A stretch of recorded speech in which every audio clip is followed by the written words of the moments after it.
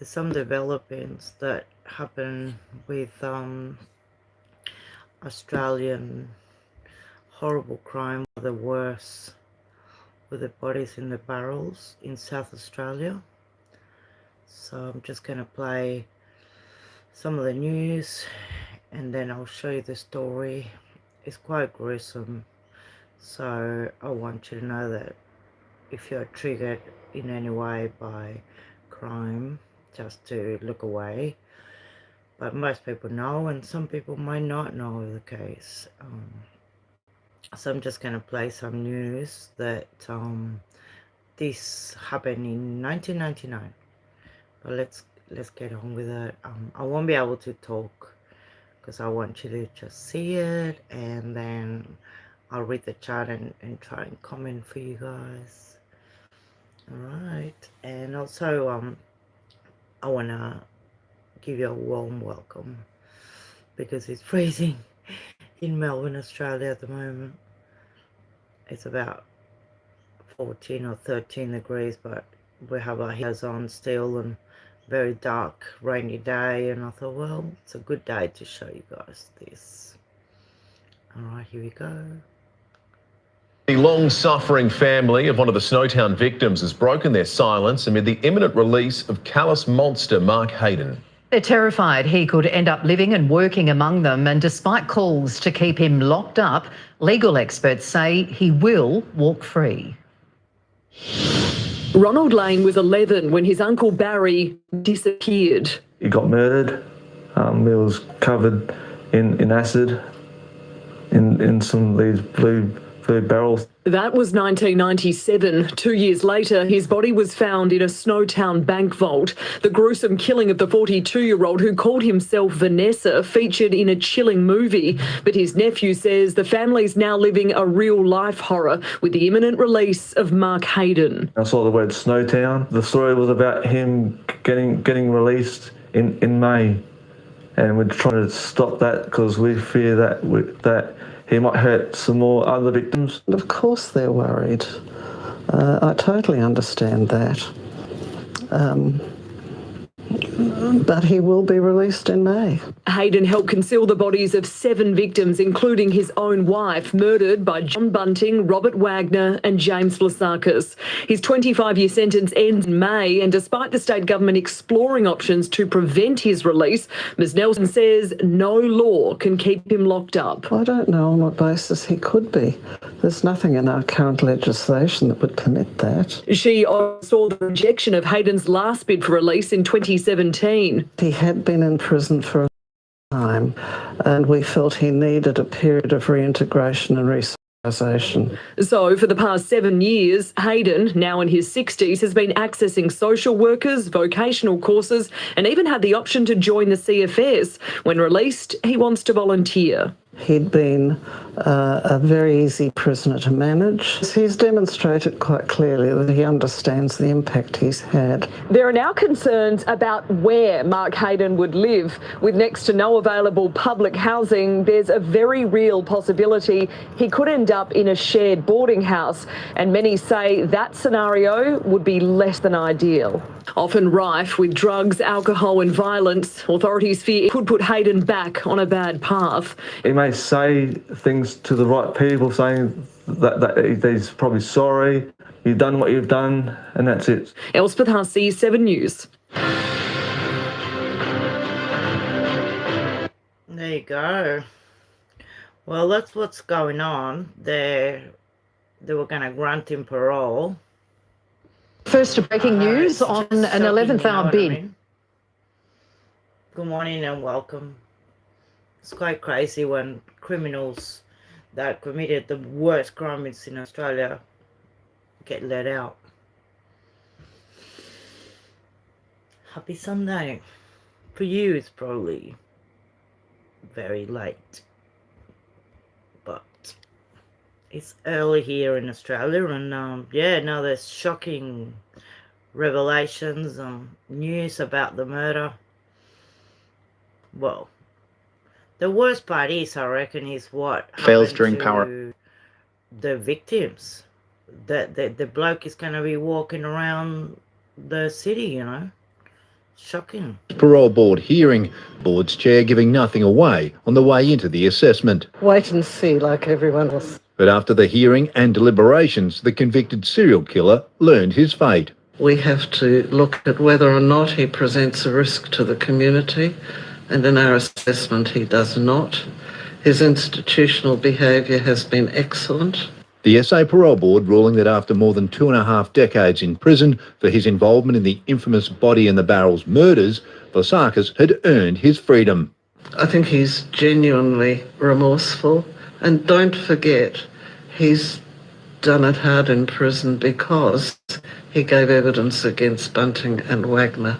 Vlassakis was arrested in 1999, 3 years before being sentenced to life in prison. Convicted of being involved in 4 of the murders, he was given a 26-year non-parole period after becoming a key prosecution witness. His testimony helped convict John Bunting and Robert Wagner of 11 and 10 of the murders respectively, and accomplice Mark Hayden, who was released into the community last year. But victims' families say he should never be released for his role in Australia's worst serial killings. I'm just angry, upset and disgusted. That's a decision of the Independent Parole Board, and I hope that's top of mind when the Parole Board makes its considerations. Vlassakis won't be released from prison straight away, as authorities have 60 days to appeal the Parole Board's decision. Unless there's a successful appeal, Vlassakis will be moved to a pre-release centre and set free in just over a year. James Wakelin, ABC News. And so what happens is he actually did get parole. Unbelievable. Hello, I'm Deb Knight. Welcome to A Current Affair. He was a teenager when he went to jail, but soon James Vlassakis will be released into a world that will look very different. Vlassakis has been granted parole after serving 26 years for his role in one of the world's most infamous crimes, the Snowtown serial killings. Authorities say the now 45-year-old is a reformed man, but many others fear the worst.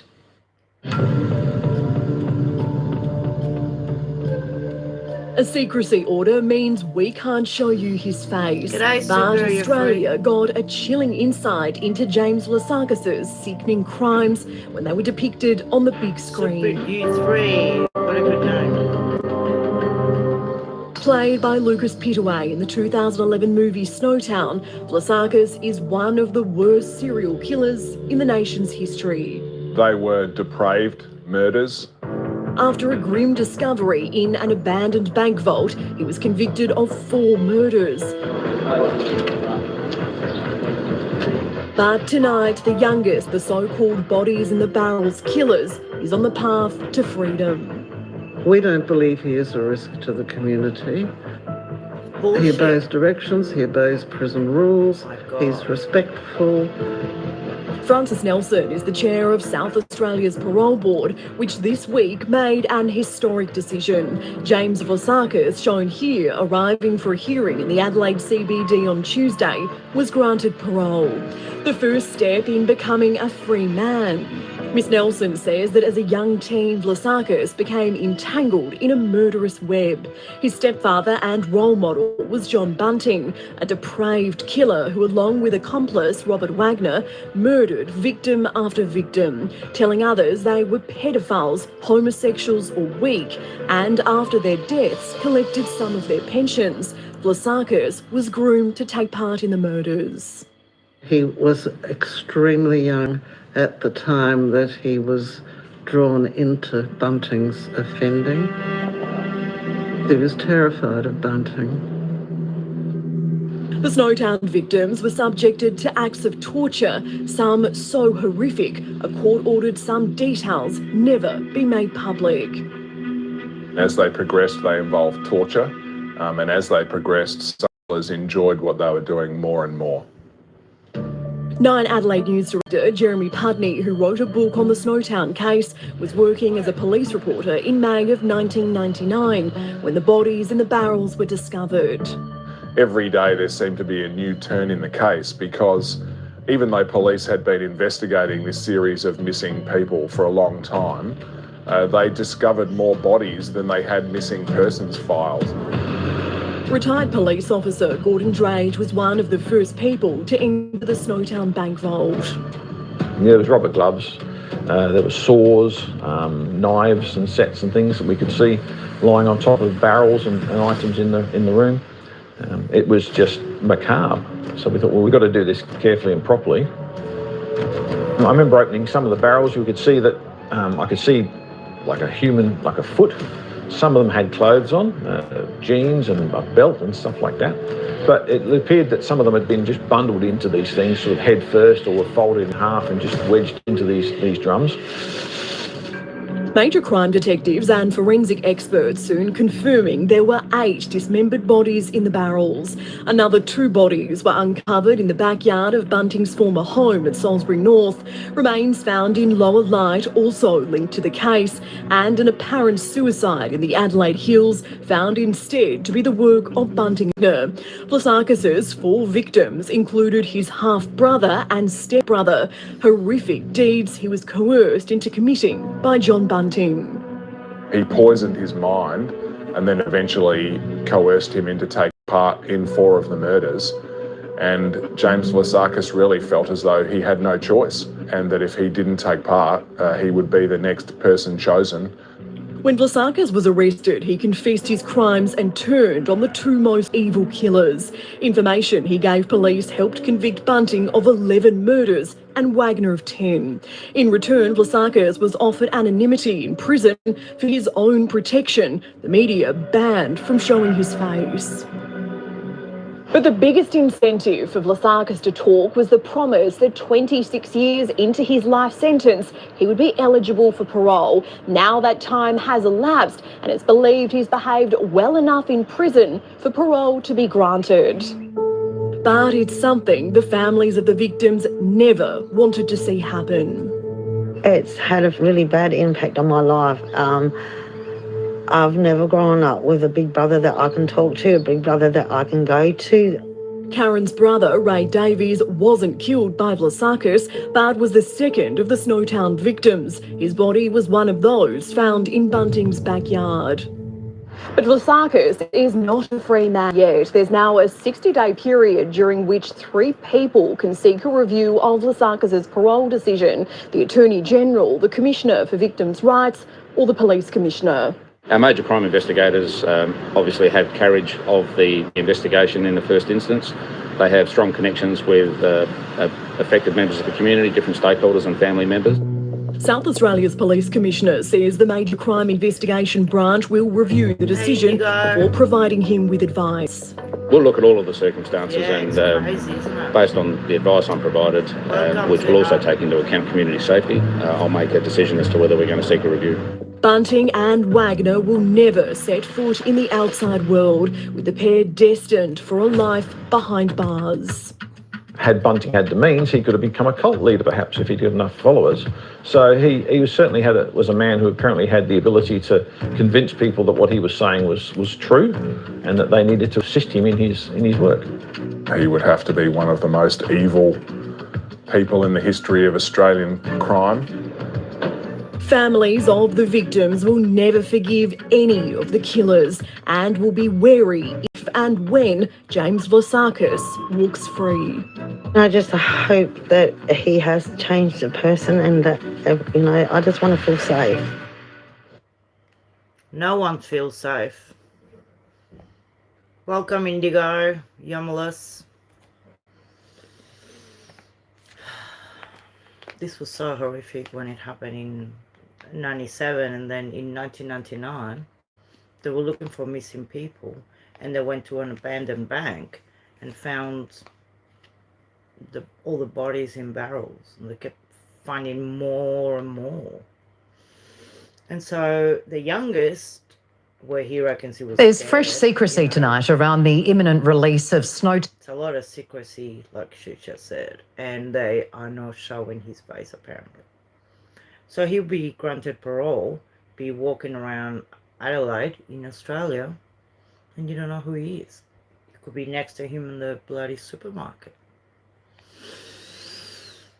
It's just shocking. But there's a nice documentary that I want to show you guys. And, I mean, it's about an hour long. Some people don't have time, but, you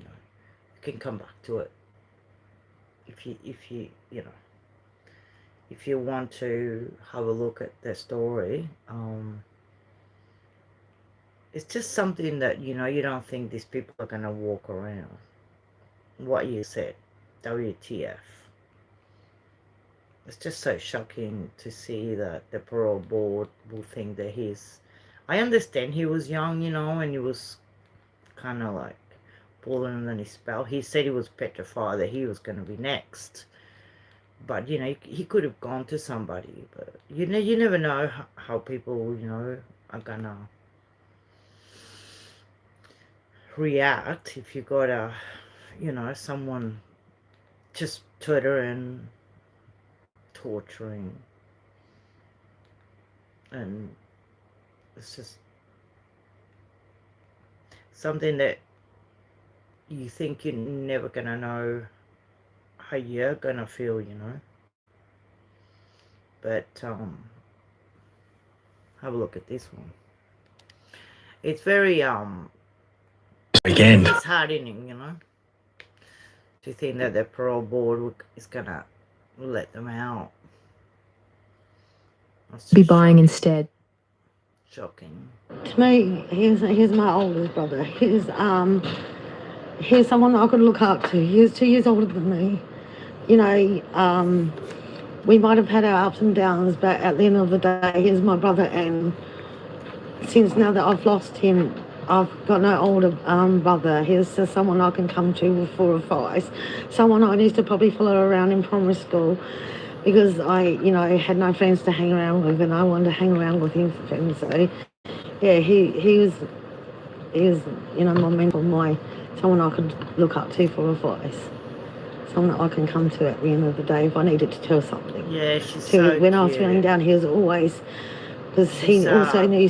She's one of the people that have suffered the most, because, as you can see, one has been granted parole, so he's out walking around, you know. How shocking to even consider these people to get out, you know.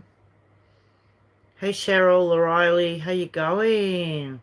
Are you from Australia? Yeah, I'm just a bit, you know, I think Families of the we're all Snowtown... a bit shaken, I think, you know. We're all a little bit shaken. Welcome, welcome, sweetheart Cheryl. There's a nice documentary. So a month ago, we were told that he got out, and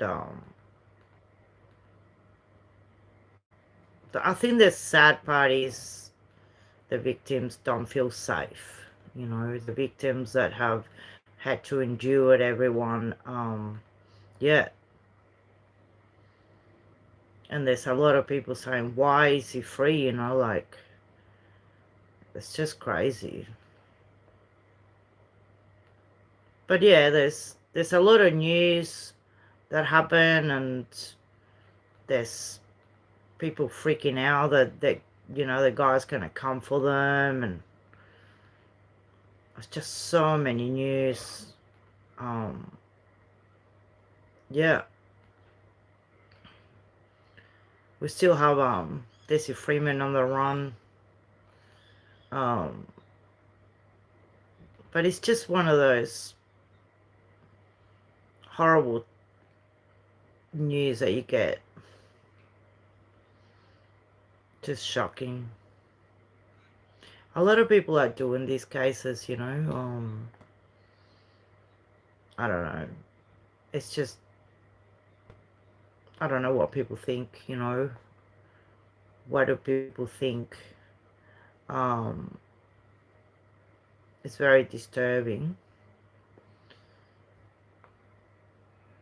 about the guy released out on parole, you know.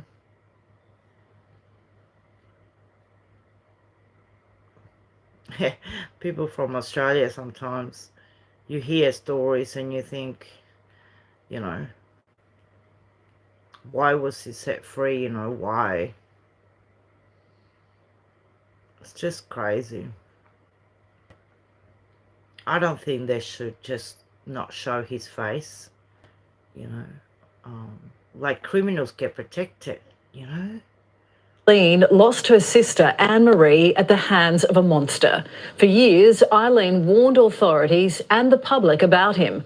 But killer John Bakewell got parole 6 times, and each time he reoffended.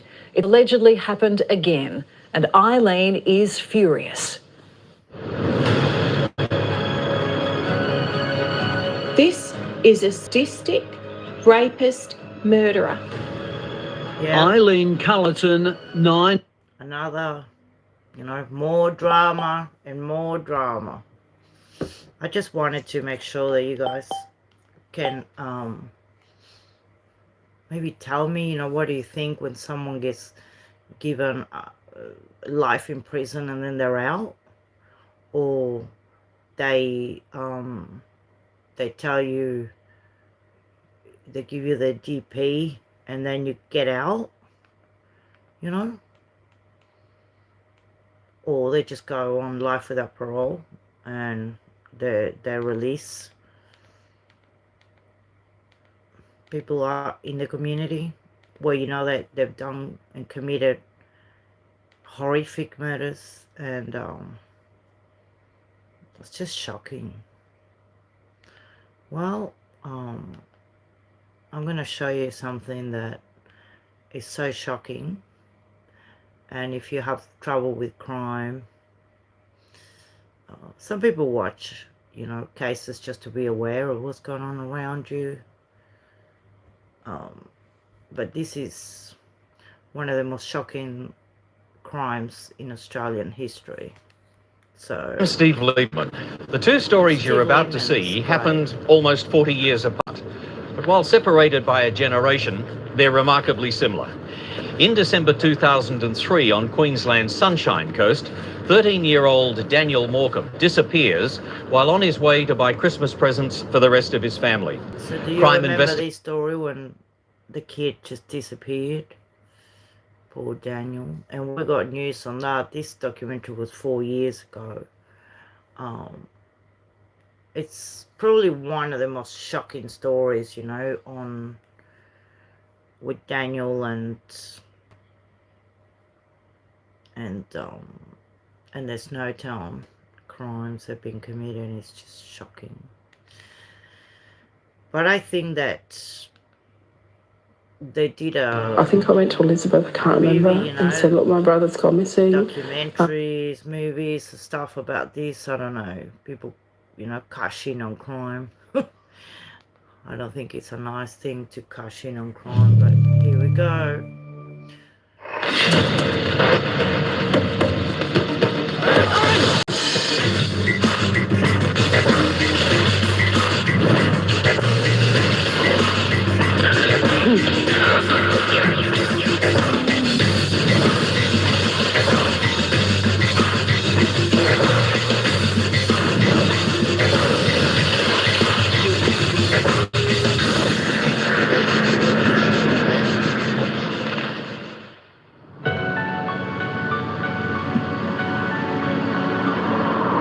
Dusk on Mother's Day, May 1999. A lone car makes its way north from Adelaide through the desolate salt plains, heading for the tiny wheat farming village of Snowtown, 150 kilometres away. 24-year-old David Johnson is accompanying his stepbrother, 19-year-old Jamie Vlassakis. David believes Jamie is taking him to pick up a cheap computer. It's nightfall as they drive into Snowtown, a sleepy village with a population of just a couple of hundred. They pull up in Railway Terrace, outside an old brick building, once used as a bank. Eagerly, David Johnson is about to go with Jamie Vlassakis through a side door, unaware of the horror awaiting him. Where is it? It's there. David Johnson will be the final victim in one of the most shocking and gruesome series of murders in the annals of Australian crime. It'll be another 2 weeks before police converge on this disused former bank, and what they find will not only horrify them, but give the isolated rural community of Snowtown an international reputation. for all the wrong reasons.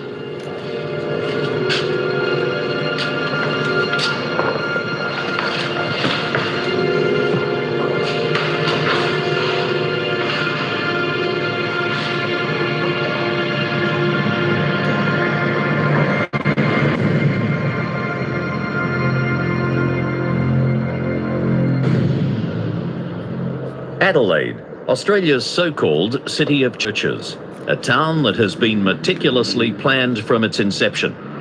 But like all Australian urban centres, it's had to succumb to the realities of 20th century life as a suburban sprawl of low-cost government housing begins to spread north of the city. Here, unemployment is high and prospects are bleak in these tracts of look-alike prefabricated houses. They become a breeding ground for disillusionment, despair, and inevitably crime. One of the residents is teenager Clinton Trezise. Clinton's endured a difficult family life, having lived most of his younger years in foster homes. But despite hardships, he's grown into a carefree, independent, likeable young man with a flamboyant taste in clothes and a happy-go-lucky attitude. As much as he had an independent spirit, he still had a vulnerability about him. I remember when he got the unit on Phillip Highway, he was ecstatic. He was so excited to be living on his own.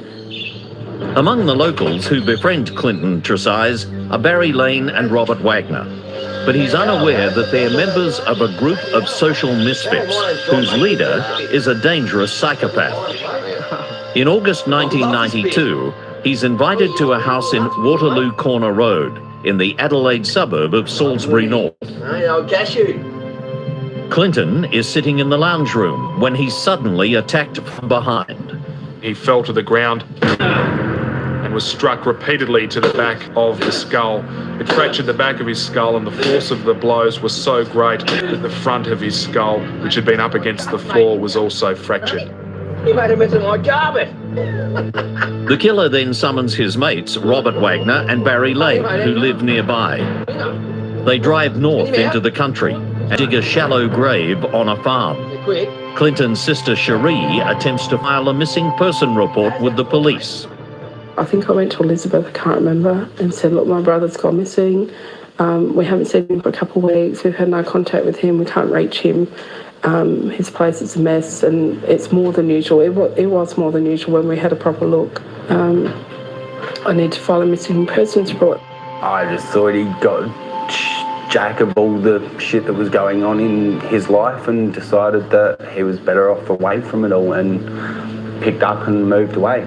I just thought he'd gone through a different change of life. Despite Cherie's claim, inexplicably, no missing persons report on Trezise is filed until his mother files one, 3 years later.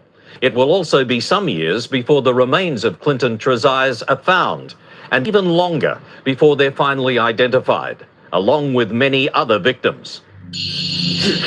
The killer is a psychopath named John Bunting, a stocky man in his mid-20s. He's a cruel and malevolent monster who lives with his illiterate and partially blind wife, Veronica, in the house at Waterloo Corner Road, Salisbury North. One of the things he would do as a youngster is grab all sorts of different chemicals and drop insects into them and watch them die in pain. He would dig tunnels under his home until his dad told him it was too dangerous and made him stop. As a teenager, he got into Nazism. The one unifying factor all the way through his story is the fact that he had a terrible hatred of gays and pedophiles, and he didn't seem to distinguish between the two. It's at the house in Waterloo Corner Road that Bunting first meets his neighbours, Robert Wagner and Barry Lane, and draws them into his evil web. Wagner was another troubled kid who grew up in the northern suburbs of Adelaide. He was illiterate and always in having problems at school. He also had problems on the home front. His stepdad was a very strict disciplinarian, used to beat him. He met up with a character called Barry Lane, who was a gay man and cross-dresser, also like to be known as Vanessa, who hung around in the northern suburbs of Adelaide, and basically Lane began a relationship with Wagner, who was at this stage still almost a preteen. He was 13 or so at the time. Wagner and Lane become frequent visitors to Bunting. Yeah, I know. How are you, Leo? I just realised. How you going? Yeah, because I wanted to show clips and he kept showing the whole thing. How you going? I actually put the link, you know, to buy it, because you can buy it, but yeah, it's just crazy, this. The what do you call it? The bodies in the barrels. It's just shocking. But yeah, Shadow Productions is it's like a documentary thing. I buy a lot of DVDs from them. How you going? Well, we just happened to have a guy released, so I'll show you the news. It's not good. They were all put in jail for life, but the youngest of them all, I reckon that this serial ass lure them, you know, into doing disposing of all the bodies that they had put in the barrels in 1999. So Discussed the fate of several parolees, among them 65-year-old Mark Hayden. Now, he is one of 4 men convicted over the so-called Snowtown murders. He wasn't actually found guilty of murder, but he was found guilty of 7 counts of assisting the offenders and of hiding the bodies. Now, in terms of the hearing today, we're not expecting to learn Hayden's fate, but we... Can you hear that? Because sometimes it freezes and I gotta restart the live somehow, you know.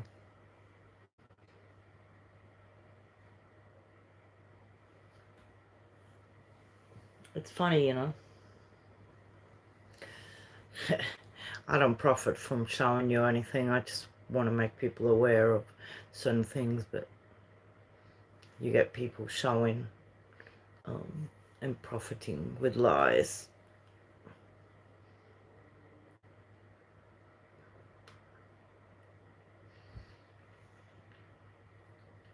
It's really cold day here in Melbourne today. Probably 11 o'clock in the morning on a Sunday. Rain and dark clouds. You can see how dark it is here too. But I don't know if you can even hear me. But I'll restart the live. Bye.